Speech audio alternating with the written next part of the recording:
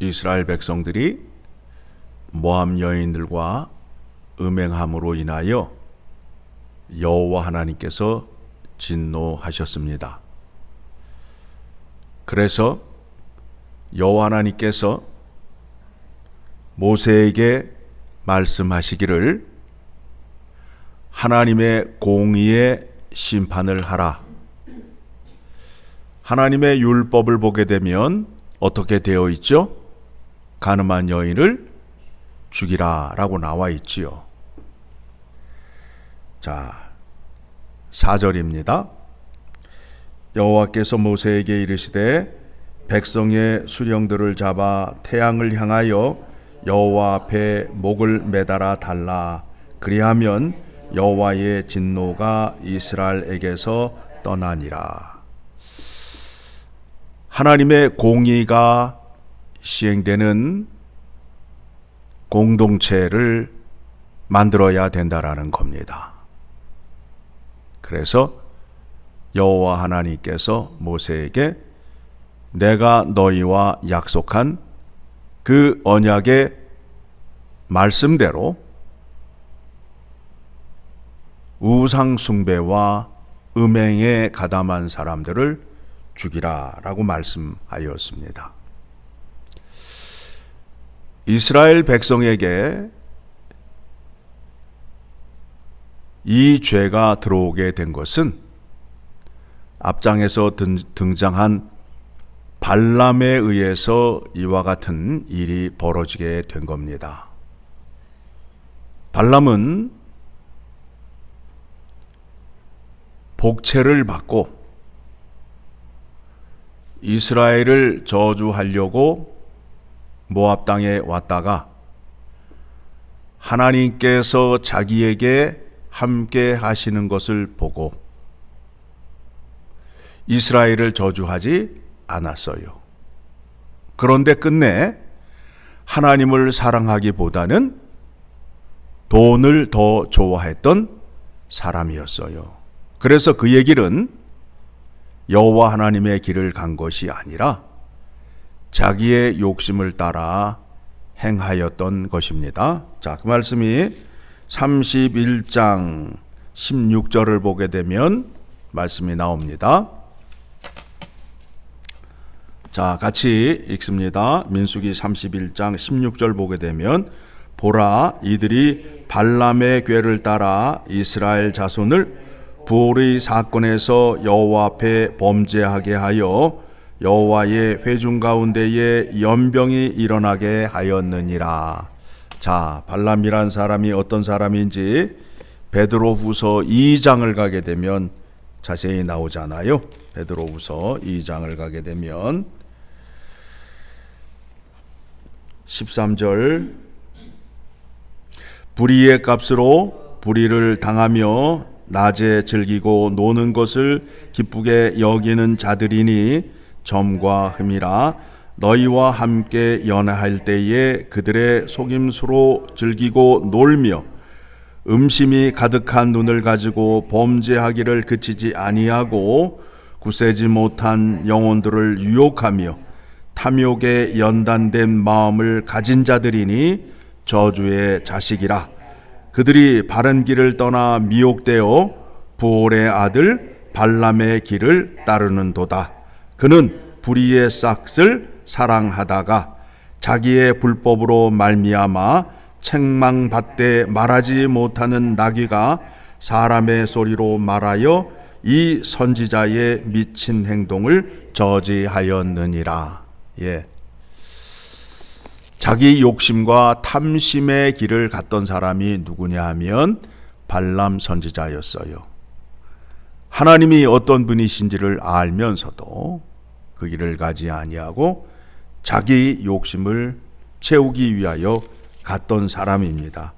그런 사람 가운데 대표적인 사람이 누구라고요? 발람이라는 겁니다.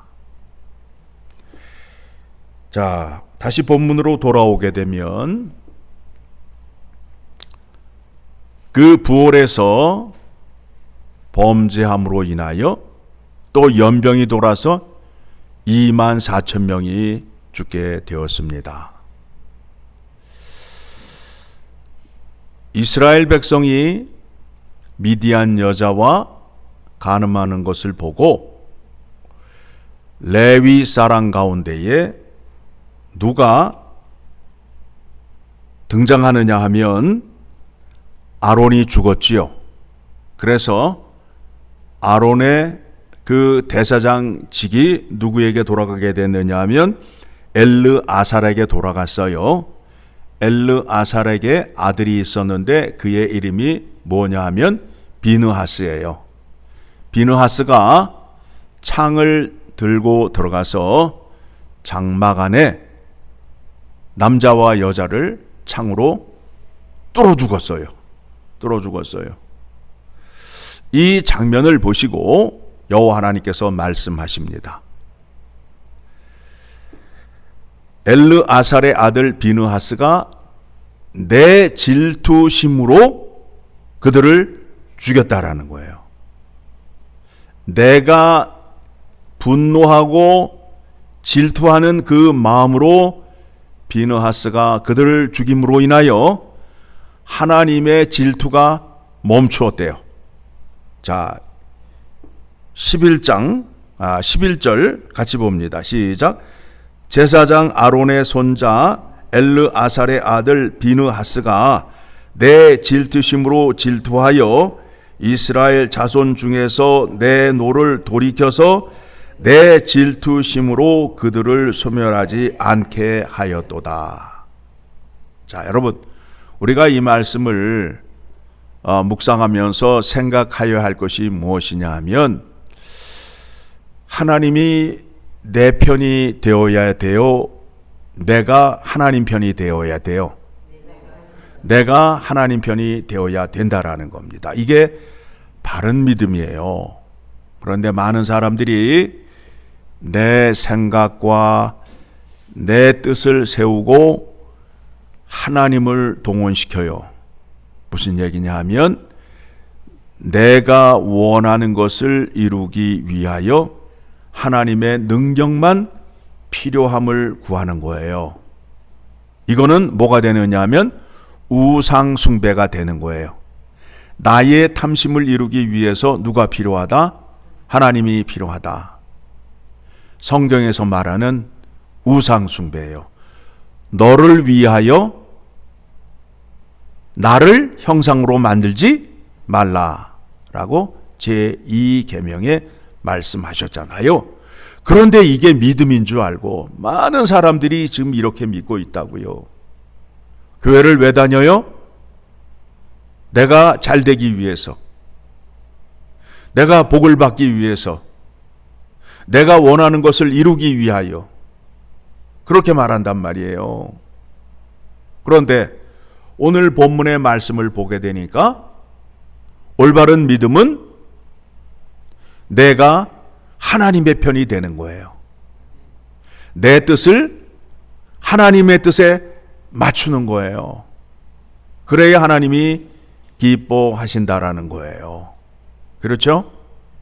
여러분, 우리가 믿음 생활을 하다 보면 또 TV를 보다 보면 유튜브를 보다 보면 그 간증하는 사람들이 많이 등장을 해요. 그런데 그 내용 가운데 있어서 여러분들이 조심해서 들어야 할 것이 무엇이냐 하면 하나님을 나의 성공을 위하여 믿는 사람들이 있어요. 특히 연예인들이 수상소감을 말하는데 상을 받고 모든 영광을 하나님께 올려드린다. 그런데 그가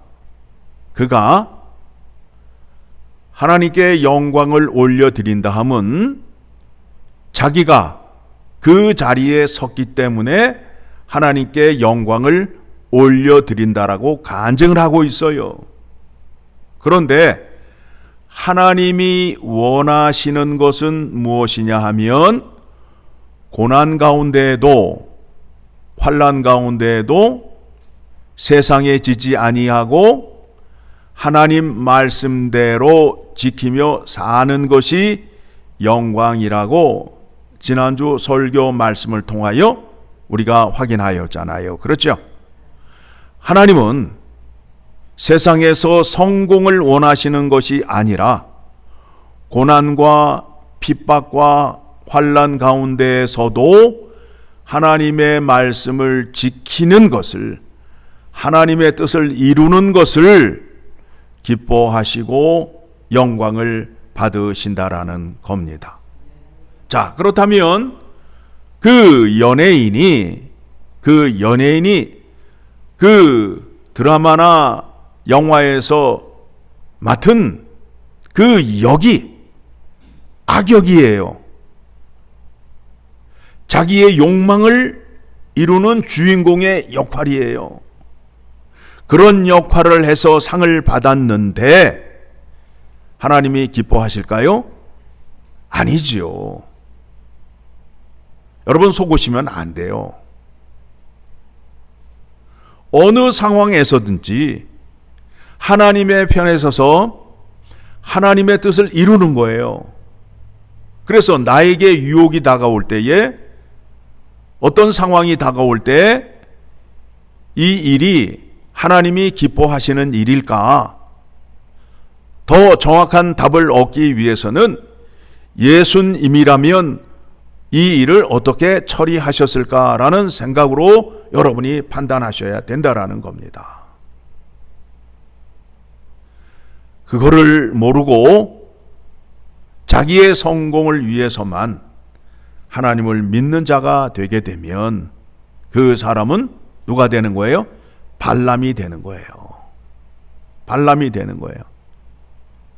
자기의 탐욕을 이루기 위하여 하나님의 길을 가는 것처럼 보였지만 결국에는 자기의 탐욕을 이루는 길을 택하는 그 본성의 마음을 잘 볼 수 있잖아요. 자, 이 일로 인해서 여호와 하나님께서 기뻐하심으로 인하여 12절에, 본문 12절에 그러므로 말하라, 내가 그에게 내 평화의 언약을 주리니 그와 그의 후손에게 영원한 제사장 직분의 언약이라. 그가 그의 하나님을 위하여 질투하여 이스라엘 자손을 속죄하였음이니라. 그러니까 여러분들이 사람이 많은 데서나 누군가와 대화를 할 때에 대화하는 사람, 나의 상대를 기쁘게 하는 말을 할 것이 아니라 하나님이 기뻐하시는 말을 하라라는 거예요. 하나님이 기뻐하시는 말을 하라는 거예요. 여러분, 상대를 기쁘게 하는 것은 솔직한 얘기로 말하게 되면 내 마음이 허락하지 않는 말이에요. 아부하는 말이요, 거짓된 말이라는 겁니다. 그렇죠? 그런데 그거를 자꾸 남발하다 보면 나도 모르게 내 본의와는 상관없이 거짓말이 매번 나가는 거예요. 아름답지도 않은데 아름답다고 하고 이쁘지도 않은데 이쁘다라고 계속 말하게 되면 나는 내 안에서 계속 거짓말을 해야 되고 상대방은 지가 진짜 이쁜 줄 알고 서로 헷갈리잖아요. 그렇죠? 우리가 믿는 하나님은 사람의 외모를 보는 것이 아니라 사람의 중심을 보신다라고 말씀하고 있잖아요. 그래서 우리가 사람과 대화할 때나 어디서나 진실된 행동을 하셔야 돼요. 진실된 행동을 하셔야 돼요. 여러분이 선물을 받으실 때 겉 포장지를 중요하게 생각하여 속에 있는 내용물을 중요하게 생각해요.